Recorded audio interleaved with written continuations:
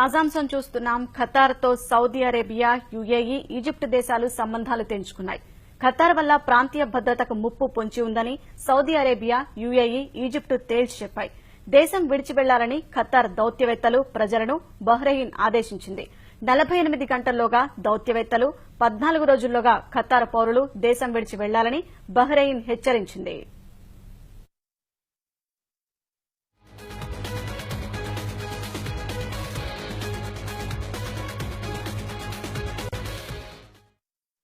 ఖతార్తో Saudi Arabia, UAE, Egypt దేశాలు సంబంధాలు తెంచుకున్నాయి.